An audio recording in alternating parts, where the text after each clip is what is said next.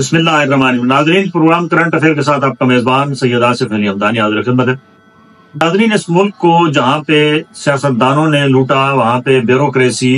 کا بھی بہت بڑا ہاتھ ہے، اور ہماری بیوروکریسی کا تو عالم یہ ہے کہ یہاں پہ گریڈ 21، 22 اور 20 کے جو آفیسرز ہیں ان کی تعداد 22,000 کے قریب ہے، جن کے پاس ڈبل نیشنلٹی ہے، یعنی انہوں نے تعلیم یہاں سے حاصل کی ہے، یہیں پہ وہ اسی ملک کے عوام کے پیسوں ٹیکس کے پیسوں سے تنخواہیں لے رہے ہیں، مراعات لے رہے ہیں، مزے لوٹ رہے ہیں، جبکہ انہوں نے اپنی شہریت جو ہے وہ دوہری رکھی ہوئی ہے۔ اس میں بہت زیادہ تعداد جو ہے وہ پولیس افسران کی ہے، جو 1100 کے قریب ہے، جس میں سے 1100 پولیس افسران کی دوہری شہریت ہے۔ کینیڈا کی سب سے زیادہ جو ہے وہ امریکہ، برطانیہ، کینیڈا اور دیگر ممالک کے جو ہے ان کے پاس جو ہے وہ باقاعدہ شہریت ہے، اور انہوں نے اپنی فیملیز کو وہاں پہ شفٹ کیا ہوا ہے، اور ان میں سے 90% کی جو اولادیں ہیں وہ یورپی ممالک کے اندر تعلیم حاصل کر رہے ہیں، اور یہاں سے جتنا بھی کرپشن کا پیسہ ہے وہ وہاں عیاشی پہ لگا رہے ہیں۔ پاکستان میں آج تک جو حالات خراب ہوئے ہیں معاشی طور پہ، یہاں پہ جو عدم استحکام ہے اور اس ملک کے جو اداروں کا دیوالیہ پن ہے، اس میں اس بیوروکریسی کا بہت بڑا ہاتھ ہے، کیونکہ کرپشن ہماری اس قدر جڑوں میں سرایت کر گئی ہے کہ اب کرپشن کو کوئی جرم سمجھا ہی نہیں جاتا، اور ہمارے جتنے ادارے ہیں، اینٹی کرپشن ہے یا نیب ہے، ان کا کردار بھی انتہائی جو ہے وہ مایوس کن رہا ہے، اور جتنے بھی آج تک کیسز ہوئی ہیں، جو لوگ پکڑے گئے ہیں کرپشن میں،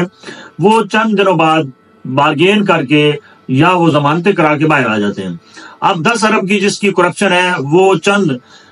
2 کروڑ دے کے وہ بری ہو جاتا ہے، اور وہ اپنے آپ کو جو ہے وہ ایک پھر اسی سیٹ پہ بیٹھ کے دوبارہ وہ اپنی مار دھاڑ کر کے وہ اپنا حساب برابر کر لیتا ہے۔ عوام کے اندر بھی یہ اب رجحان آ چکا ہے کہ ہمارا ایک وتیرہ بن چکا ہے کہ ہم کہتے ہیں کہ جب تک پیسے ہم کسی کو نہیں دیں گے ہمارا جائز کام بھی نہیں ہوگا۔ ہمارے آپ جتنے بھی ادارے ہیں، خصوصی طور پہ پولیس، محکمہ مال کو دیکھ لیں، جہاں سے روزانہ لوگوں کو واسطہ پڑتا ہے، وہاں پہ صورتحال اس قدر خراب ہے کہ بغیر پیسوں کے آپ کا کوئی جائز کام نہیں ہوتا۔ اسی طریقے سے باقی بھی سرکاری جتنے ادارے ہیں، تعلیمی ادارے ہیں، صحت کے حوالے سے ہے، ماحولیات کے حوالے سے ہے، جتنے منسٹریز ہیں، سب کے اندر کرپشن کا بازار گرم ہے۔ آپ جتنے روڈ بناتے ہیں، NHA ہے، NLC ہے، وہاں پہ ٹھیکیداروں کی جو صورتحال دیکھیں، روڈ کے مد میں جو گرانٹ دی جاتی ہے اس کا 70% جو ہے وہ خرد برد میں چلا جاتا ہے۔ 30% سے جو ہم تعمیراتی کام کرتے ہیں وہ چند ماہ بعد یا چند سال بعد وہ تمام زمین کے اندر جو ہے وہ پیسہ اربوں کا جو ہے وہ غرق ہو جاتا ہے۔ یہ تمام جتنا بوجھ ہے اس تمام انفراسٹرکچر کا یہ عوام اٹھا رہی ہے۔ عوام کو کس صورت میں عوام سے وصولی پائی جا رہی ہے؟ اشیاء خرد و نوش کی قیمتوں کی صورت میں۔ اب آپ کوئی چیز بازار سے خریدتے ہیں تو آپ دیکھیں اس کے اوپر 4 قسم کے ٹیکسز ہیں۔ جنرل سیلز ٹیکس ہے، ویلتھ ٹیکس ہے، انکم ٹیکس ہے، اور یہ پاکستان واحد ملک ہے جس کے اندر آپ کوئی چیز خریدتے ہیں تو وہ سیلز ٹیکس بھی آپ کو ادا کرنا پڑتا ہے، حالانکہ سیل کرنے والے کے اوپر یہ ٹیکس ہونا چاہیے، یہاں پہ خریدار پہ یہ ٹیکس لگایا جاتا ہے۔ اسی طریقے سے باقی بھی آپ جتنے بھی ادارے دیکھیں وہاں پہ بغیر کرپشن کے کوئی کام نہیں ہو رہا ہے۔ KPK کے اندر جو ابھی وزیر اعلیٰ بنے ہیں، تحریک انصاف کے نامزد وزیر اعلیٰ امین گنڈاپور، انہوں نے ایک اعلان کیا ہے کہ کوئی بھی اگر آپ سے رشوت طلب کرتا ہے، انہوں نے کہا کہ ہم نے 0 رشوت کرنی ہے اپنے صوبے کے اندر۔